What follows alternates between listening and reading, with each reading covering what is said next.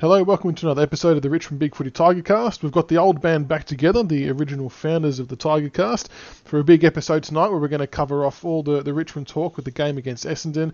Going to talk about being the minor premiers. Will Jack Rewett win the Coleman? Can Dusty win the Brownlow? Plus a heap more. Our guest for tonight, none other than Sterge. Welcome to the show. G'day, mate. I almost managed to dodge you for a full season, but you managed to drag me on. Well, I mean, last season we couldn't keep you away from it. I feel like you've been avoiding me. Oh no, I just thought, give some of the other people a go, and you've heard enough of me. No, we love having you on. So it'd be good to get your thoughts on the Tigers so far. And our second guest is, he was a semi-regular for a long time there, and he's the man of the people, Wacko23Jacko. Welcome back. Good afternoon, everyone. Great to be here. Yeah, and so I suppose, you said to me that the people want you back, so we just have to have you back on. Yeah, I've listened to a podcast this season, but... You're dropping in and out there a bit, Wacko. Oh, no. So I think you've rolled off a really good gag and nothing's come through. Yeah, we'll leave it at that and say it was a good one. All right, no worries. Sounds good. So both you gents watched the game on the weekend against Essendon. What did you make of it, Sturge? Look, it wasn't our best game, but I think we all expected that going in, considering who we had missing. Look, it was good to see some of the younger blokes, some of the lesser lights, put in a good performance. I thought Jack Graham was very good. Before he kind of gassed a bit, but that's to be expected coming back from a layoff.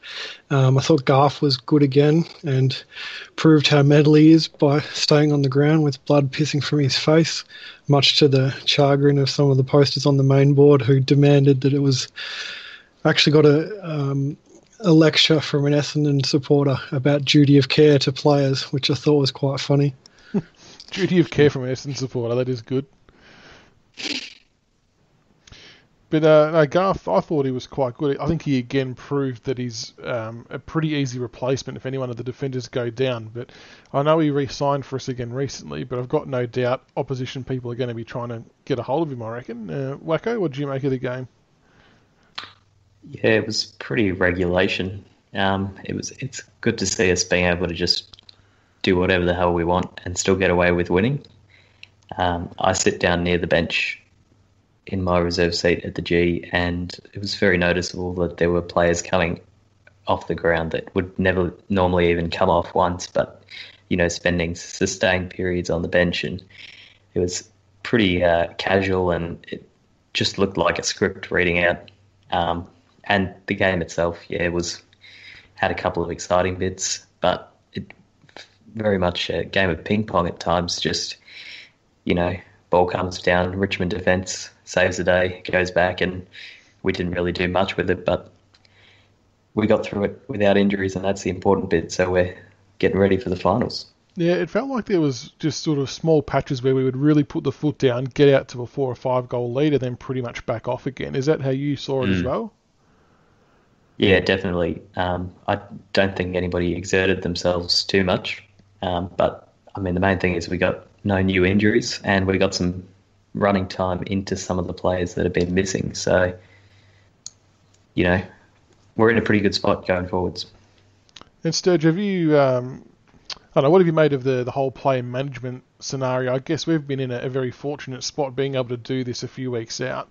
Has that been one of the biggest benefits for us going into the finals, do you reckon? Yeah, I think so. Just the ability to say, look, you're not 100%, have a week off. It's not going to cost us anything for you to get yourself right and get yourself 100% coming into finals. So it's good to be in that position for once, not kind of trying to chase top 4 or chase top 8 and kind of limping into finals as some of our opponents, or in the case of Port, limping out of finals. And what did you make of Josh Caddy's game? I think he's hit a bit of form again, kicking 4 goals on Friday night. I thought he was pretty good.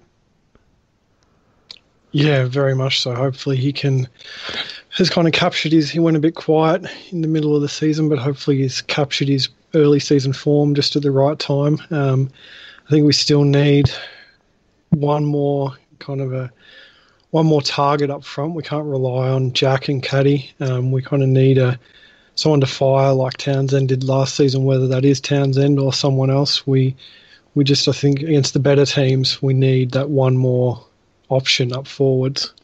It almost looked a bit like there was a bit of a set play going on at times with Rewalk going up for a mark and providing a step ladder for Caddy.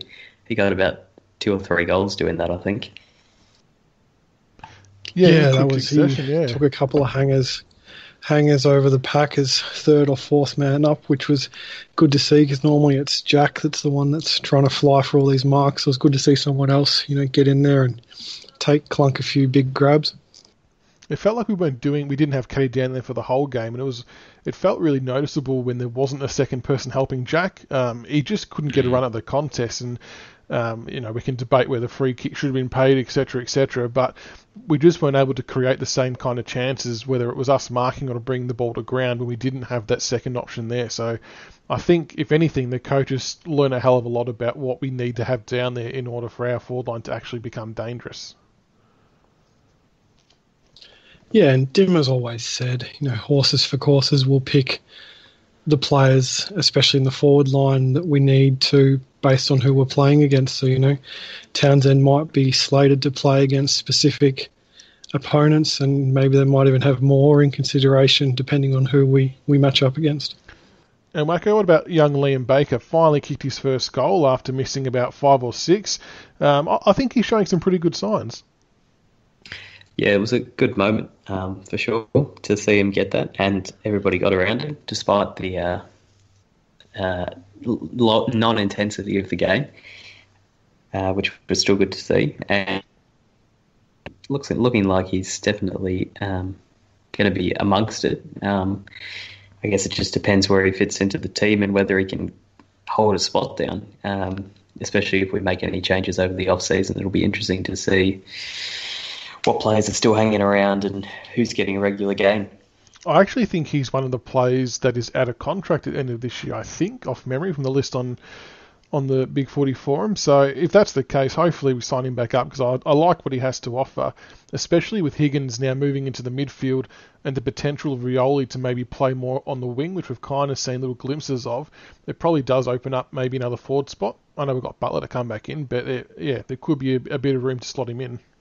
And I think his game we've seen in the VFL is similar to that, and the same role that Lloyd's playing and the same role that Higgins is playing.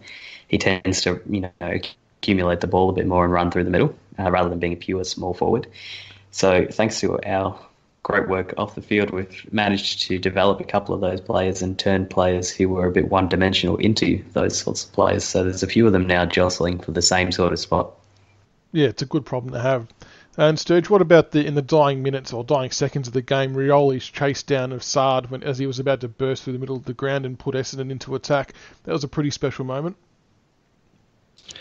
Yeah, and I think anyone that was in the game day thread earlier in the game, I was saying, is it just me or does Rioli look slow since he came back from his injury?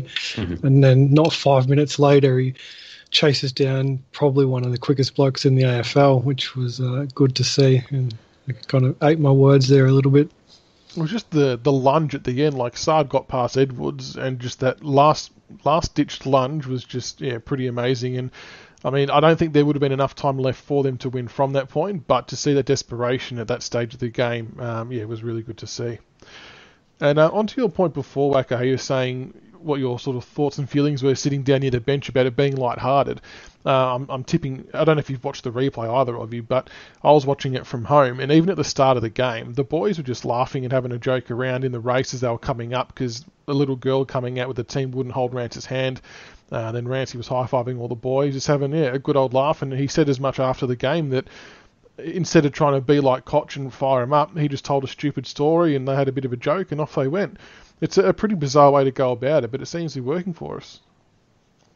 Yeah, I mean, that is part of the whole sort of culture change that we've implemented over the last 2 years or so. And, you know, same thing, we had the media coverage of Higgins telling the joke at halftime or whatever and that sort of stuff. And it looks, all the players, they look like they're enjoying their footy and they really love being around the club.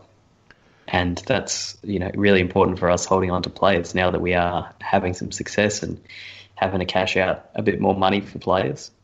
It's good knowing that the blokes are happy to be there and they love the club.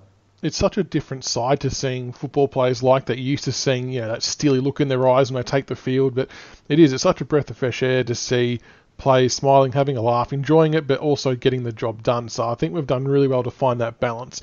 And as much as Buckley doesn't want to admit that they're not copying us, they are, because I think they're very much trying to do the same thing.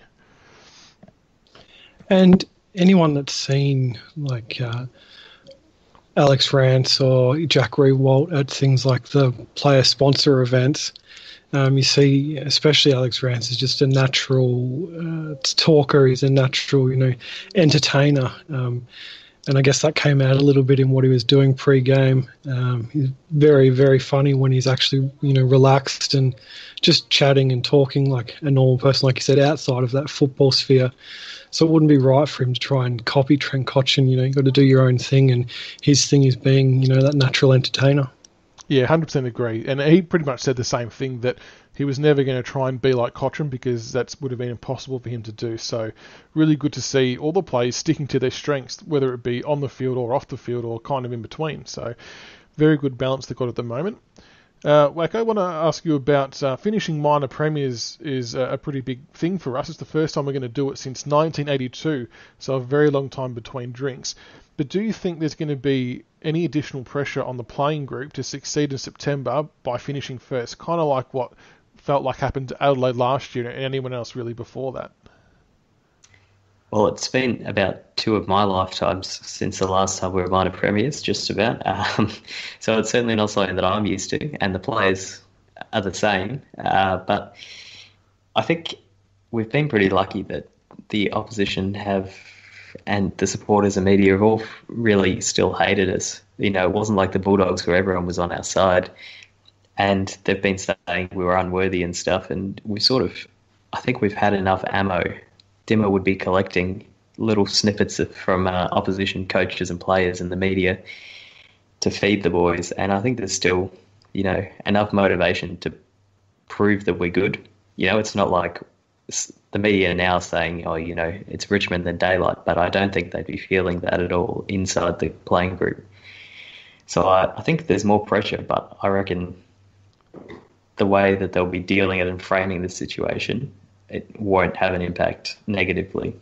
And Sterge, do you reckon it helps, I suppose, coming off the back of a flag, knowing that every week the opposition's going to be hunting you at their absolute best, trying to knock off the reigning premiers? Is that going to hold us in better stead going into a finals campaign after finishing first, because it's kind of already dealing with those expectations? Yeah, look, I think definitely we've been hunted and we've seen teams, you know, adapting parts of our game plan all season, but I think one thing I noticed, especially in the grand final parade last season, was you looked at the Adelaide players and they kind of had this air of we're the best, where we finished top, we've got this in the bag. Then you watched our blokes in the cars and they were just really enjoying it, you know, having a great time, having a laugh, having fun.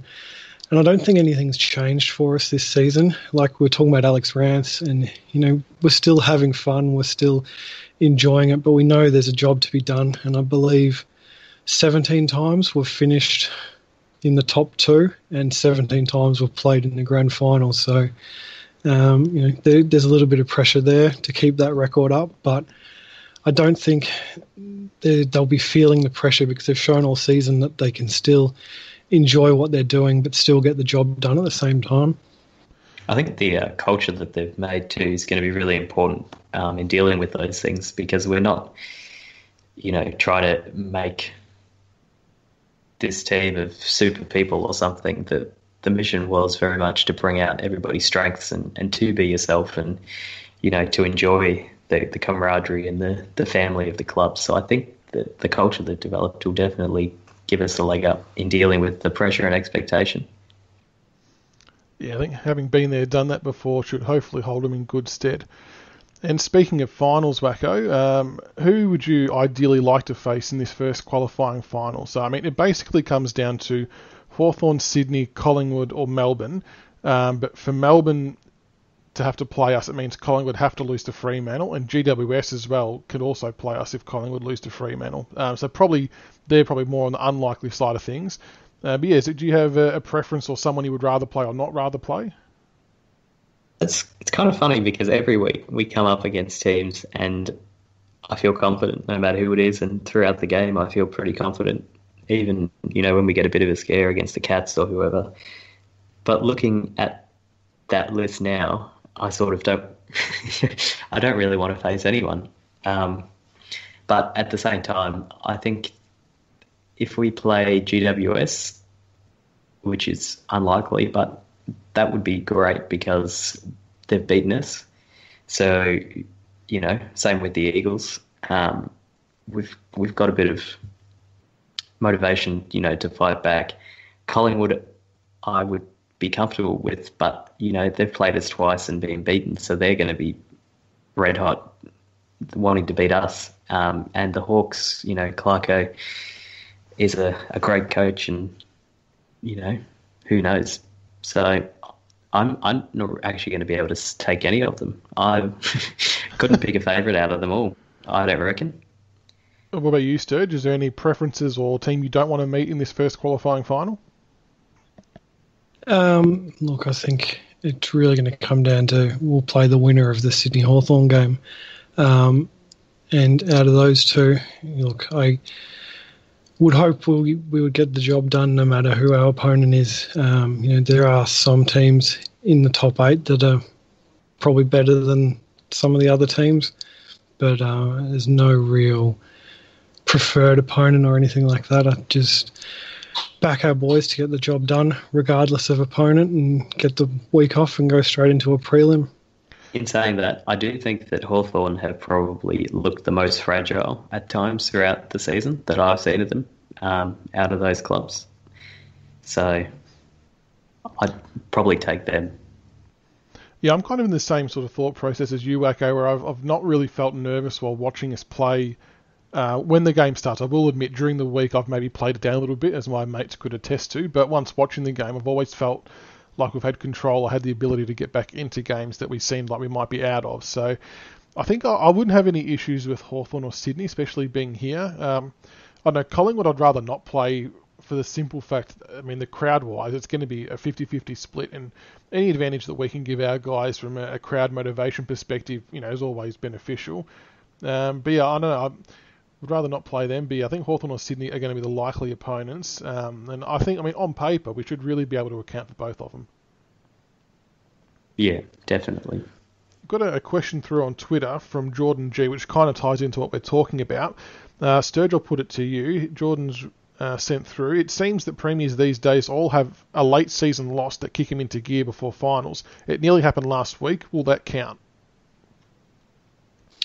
Well, actually, I was talking about this the other day. Someone posted on our board last 6 flags, 3 of them we've had a final round loss to Footscray. So make of that what you will. But if we did happen to lose this week, it bodes well given our history. That's an interesting stat. What's your thoughts on it, Wacko? I reckon the way we've managed things and sort of gone into games, and the Cats game and the Essendon game, we sort of let them back in while still taking the 4 points home. And I don't know if it's necessarily a fact that the loss is what you need, but I think the players, they won't be sitting there saying, we've got this no matter what we do. They're going to have to turn up, and they know the teams can take it to us. So I reckon next week we are going to come out and be firing on all cylinders. And I think that should carry into the finals. And I don't think we're going to need a loss or a rocket to get going. Yeah, I think it's more just the scare factor, I think, isn't it? That, okay, we took the foot off, they got close, so we are going to have to play at 100% for 4 quarters. Not that they wouldn't do that anyway, but like you said, just knowing that it's not going to happen. So there's the last few weeks have kind of developed a couple little other buy stories running alongside our finals campaign, and one of them kind of, well, for me anyway, come from nowhere, which is Jack Riewoldt now sitting first in the Coleman medal. Now, I know we're all about the team performance, wanting to win the flag, and I fully get that, but Jack being the unselfish player that he's been for the past, 4 or 5 years, I think he deserves a chance to win it, but I don't want it to be at the expense of being a Riewoldt-centric team this week against the Bulldogs. So he currently sits on 60 goals with Ben Brown on 58, and they're playing St Kilda, the Kangaroos. Franklin's on 57, and they're playing Hawthorn, and Tom Hawkins on 56, and they're playing Gold Coast. So there's every chance that Brown and Hawkins in particular could kick big bags against the Saints and the Suns. Where's this come from, Sturge? I mean, to me, I know the 10-goal haul obviously shot him up there, but it just kind of feels like it's come from out of nowhere.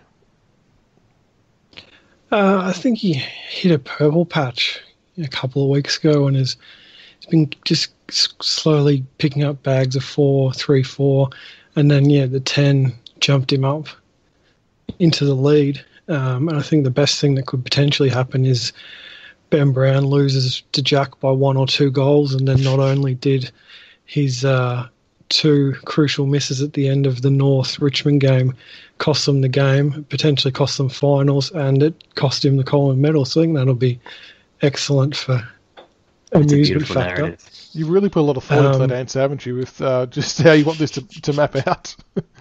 Yeah, it would have been better if North missed finals on percentage, but look, we'll take 2 out of 3.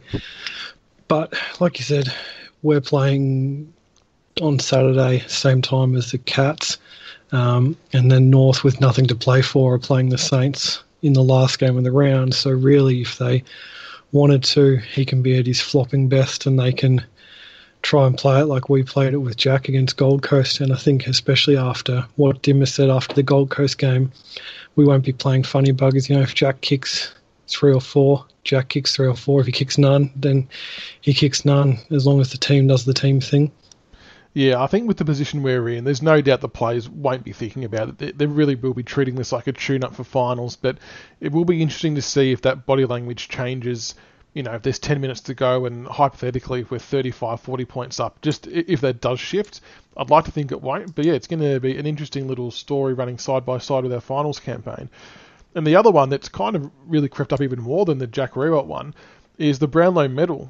Dusty's had if you ask any Richmond supporter, they'd probably all agree that Dusty had a pretty quiet first half of the year for his standards. I mean, for other standards, it's probably exceptional, but for what he did last year compared to now, it was a little bit different.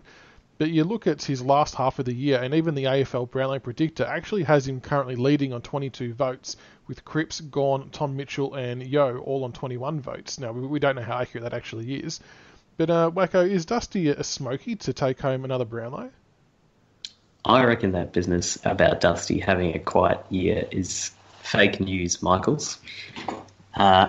He's been doing perfectly fine. And I think the fact that we've spread the load amongst the team means he's not standing out as much. But, I mean, he's still tallying up stats and he's winning games and accumulating a lot of the ball, and he's been consistent. So, I mean, he's as good a chance as anyone to take it out, really, and the umpires do tend to take notice of him.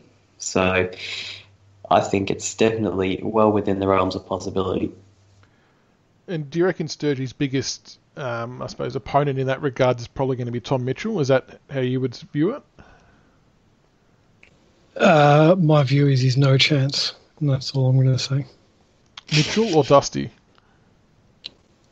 Dusty. And okay. Mitchell should have been suspended, but, it would have looked good for them, for the AFL, if, the 4th or 5th he should have been suspended. That really annoyed me that he wasn't rubbed out for that.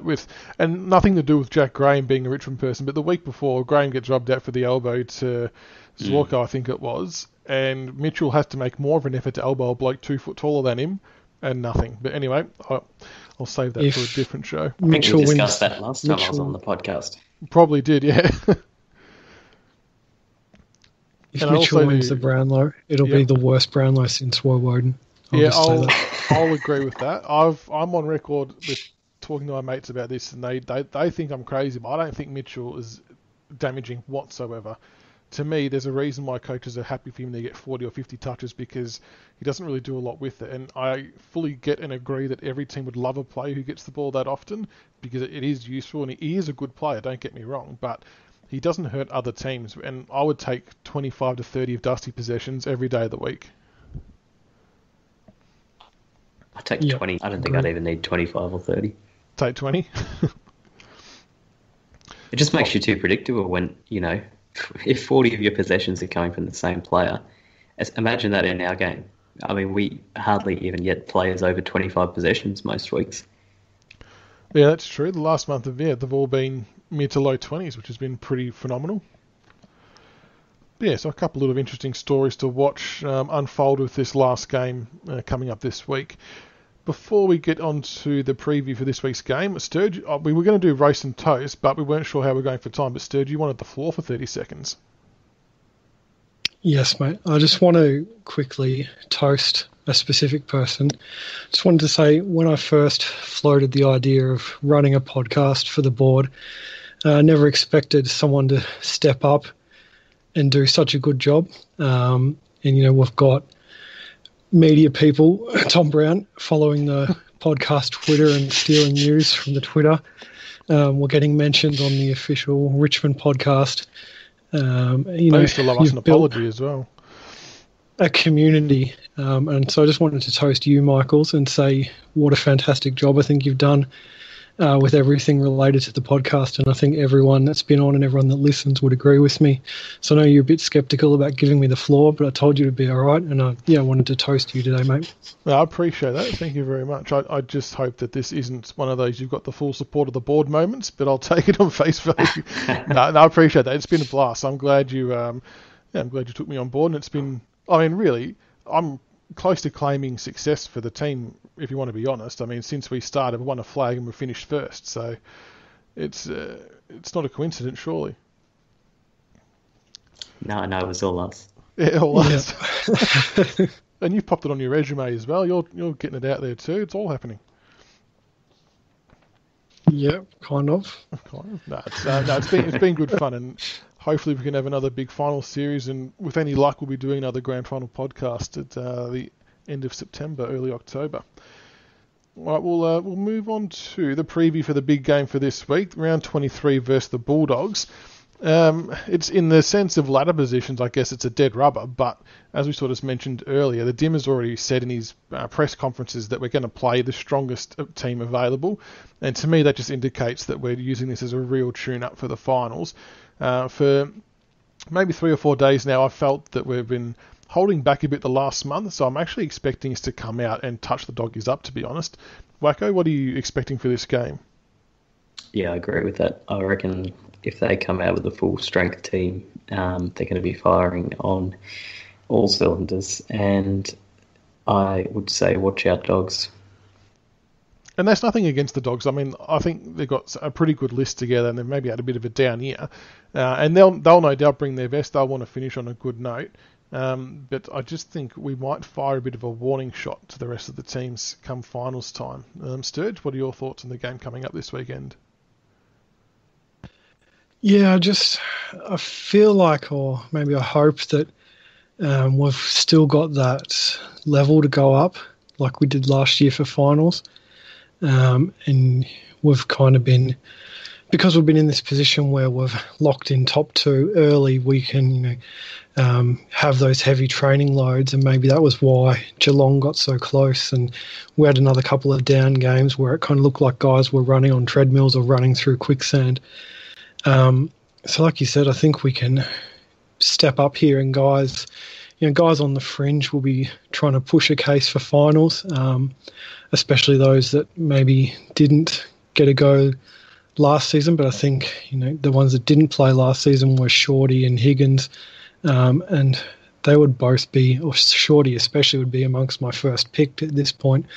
Mm-hmm. But, your fringe guys like your Conkers and that will want to push a final spot. They've got a lot to prove. So to think we have nothing to play for is not exactly true, because there's plenty of guys in the team that have a potential grand final spot to play for. So they'll be looking to put their hands up. They won't want to treat it as a dead rubber. They'll want to prove to the coaching panel that they're the ones to pick and they can go up when the pressure goes up in September.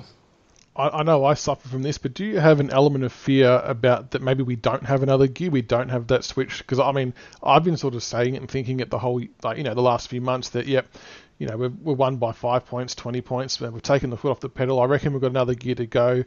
What if that's not true, though? Is there a fear that might be the case, or do we sort of all have pretty firm belief that we know what we're capable of and we know that we can go up another notch? I think that, Do we even need another gear? If we play 3 games at the MCG for the finals, nobody's beaten us so far this year, or in 20 games, so I'm pretty happy if we just scrape through on this gear. I'll be even more happy if we've got another gear to go to. Yeah, I guess I'm kind of comparing it to last year when we definitely went up a gear in finals. So is it a case of we're playing at that level and everyone else has come up to our level, or are we playing, not at our best? And you see it in some games, we just turn it on at the flick of a switch, and I think that's what we can do, but do that for 4 quarters rather than, turn it on and off as required to win games. This will sound extremely arrogant, but if we do if we play to that level that we flick the switch at for any more than 15 minutes over 2 quarters, teams won't come within 30 points of us. Teams won't come within 100 points of us. Like, the way we play in those patches is scary. I don't know if it's sustainable for an entire game, but if that's the kind of footy we're going to produce for extended periods of time in final series, and even this week against the Bulldogs, which is kind of what I'm hoping to see, to be honest, it could be a bit of a watch out for the competition. But speaking back, what we showed last year too in the finals, we don't need to play that footy. We can grind for half a game and then flick the switch in the 4th quarter or 3rd quarter. So it's not even about doing it for 4. True. It's just getting ourselves into a good enough position to then bury them later on. Just back to the Bulldogs game quickly with some matchups. Sterge, Riewoldt versus Morris is probably the likely matchup, and we obviously talked about Riewoldt before, maybe hoping to kick 3 or 4 goals himself. How do you see that one playing out? Look, let's be honest. I've watched maybe 1.5 games not involving Richmond this season, and since this is apparently the first time we're playing Western Bulldogs, besides your Bonts and those guys, I really couldn't tell you the first thing about how Footscray are playing, to be honest with you. No, fair enough. I appreciate the honesty, that's fine. No, it'll be a good matchup. Morris is obviously a seasoned veteran, and he'll be wanting to make sure he holds Riewoldt. Bontempelli, you mentioned before, there's whispers that he may not play after a knock he copped in the game last week, but hopefully he does, because watching him and Martin go head-to-head would be something pretty good to see as well, I reckon. Yeah, Bont's always good to watch. I don't know why. Maybe if he has got a knock, there's no real point risking him getting a serious injury that puts him out of pre-season. So, and there's no real benefit for the Dogs to try and win this game. Really, I don't know how their ladder position would go regarding whether they win or lose, but yeah. So hopefully you want to see them at their best, but yeah, there's no real incentive for them to be at their best. No, that's right, other than just a pride factor. Wacko, what about for us, our changes? I mean, obviously last week, Cochin, Prestia and Asprey all sat out, and they all probably really would have played. If that was a game we had to win last week, they would have all played. So I would anticipate all of them coming back in. Are the outs pretty straightforward? I mean, I've got written down Baker, Lloyd and Garthwaite. I mean, all pretty unlucky, really. But is that how it's going to pan out, you reckon? I reckon that's probably pretty close. I think the only one that's more likely to stay in would be Garthwaite, as we kind of, a couple of people have toyed with the idea of keeping him in, to pinch it in the ruck or hit up forward, or maybe even rest Rance. Having, one player out isn't going to affect us going into finals, as much as resting 3 or 4 of our top 5. So, but I think that's, the obvious changes. Then it's just fitting Lambert in. Well, I mean, that's right. I was going to say, before we get to predictions, I would like to ask you both about the Lambert situation and even Butler as well, to a lesser extent, with both of those guys having that ankle surgery, and the club's pretty much said that they're getting him ready for the first final. Do you see any risks in playing either of those two? Butler, yes. Lambert, no. I agree with that, Sturge. Yeah, agreed. Butler, yes, been out for too long. Lambert, no. But missed a lot of footy. I guess the advantage we have is that the VFL team will hopefully go deep as well. So, if required, there is actual games for him to get a little bit of fitness back. I wouldn't want to see us rushing in underdone players. And in regards to the changes we were talking about before, I know people have said that Grimes took a knock last week, so if he isn't 100%, there's a way to keep kind of Garth in. Garth and Asprey play full-back, centre-half back, and Rance does the big footy favourite of float around on his own, doing his own thing in kind of that third tall role, which would be fun to watch. Letting him roam free could rack up the Mick Hurley 30 possessions and do as he pleases all day. I mean, if that's right, that Grimes did cop a knock, I would have no hesitation in resting him, because his importance to our side can't be undersold. He's been massive this year. He's been our best defender by a mile. Yeah. Easily. And I know the club obviously has got the take no risk approach, and I hope that flows on. The other player I want to ask you both about come finals time is Jack Higgins. He's obviously made a pretty big impact on the side. Started off as a small forward, probably wasn't doing as well as we all would have hoped. But then his work in the midfield has been pretty good. Come finals time, if all these players are back and available, is he going to keep his spot in the side, Wacko? I think so. I mean, he's been a big game performer too. He's had some big moments in big games, kicking those goals or getting that intercept off possession that's required. So I think he's going to really thrive in the finals if he's in the team. Yeah, I agree. I think he's, especially you heard the stuff pre-season, they said he went out on his own and did 1,500 running sessions with a running coach and all this kind of preparation stuff. And I think he's one bloke who not only is he a bit of a character and brings a bit of personality to the team, and all the guys obviously enjoy getting around him, I think he's the type of guy that would thrive under finals pressure and maybe go up a notch. And like you said, he has been very good once he's moved into the middle. And there's definitely people I'd have out before him. And the last one, Reece Conker, obviously made his return last week after rolling his other ankle in the VFL. I thought he had a pretty good return. Do we consider him a lock? I mean, I thought his work on the weekend was good with having no Koch and no Prestia. Do you reckon he hangs around, Sturge? Yeah, I'd have him before like a Brandon Ellis, maybe before a McIntosh as well. Actually, there was another question come through on Twitter from Trelgan Tiger. I'm assuming this is in relation to finals.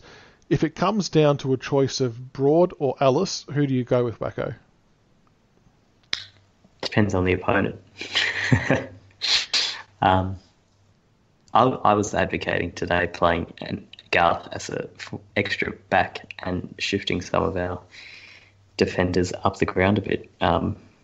So I think between Grimes and Broad, we would have the attacking power to match what Alice can do going forwards, and we'd be sure at the back. So I wouldn't be opposed to Nathan Broad being kept in. Sturge, what about yourself? If you had to pick, if it come down to it, Broady or Ellis, who would you go with? They don't play the same role. I think for me, the best back six is Rance, Asprey, Broad, Grimes, and then Short and Vlosten on the flanks. And then that would make it down to Hooley or Alice as the two. And I'll take Hooley over Alice every day of the week. Yeah, that's a fair enough assessment as well. All right, before we let you both go, we'll get some predictions for this week's game against the Dogs, including margin. Sturge, we'll start with you. If we cruise, 30 or 40 points. If we decide to really flick the switch, could be up around 100. Oh, wow. Well, I like that. Wacko? I'm not going to give you a number, but I'm going to say that we're going to kick 20 goals and 16 behinds. That's very specific. I like that. We'll have to drop that one down and see how close you get. I reckon we'll win by about 35 to 40. As I say, I think this will be a bit of a curtain raiser and real good preparation for finals, and I think we're going to go fairly hard at the Doggies on the weekend, and I'm not sure they're going to be able to handle it over the course of 4 quarters. Just a reminder, the game is on Saturday 25th of August at 2:10 PM at the MCG, and we're going for 21 in a row, which is a massive effort, so make sure you get down and cheer the boys on. Sterge, Wacko, Jacko, thank you so much for coming on tonight, guys. Appreciate it. Thank you. Cheers, mate. Go Tigers. Absolutely, go Tigers.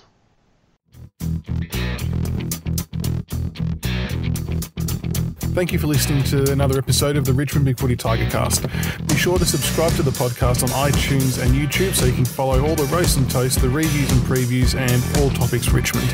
Also keep an ear out for our special episodes of interviews with past players. Go Tigers.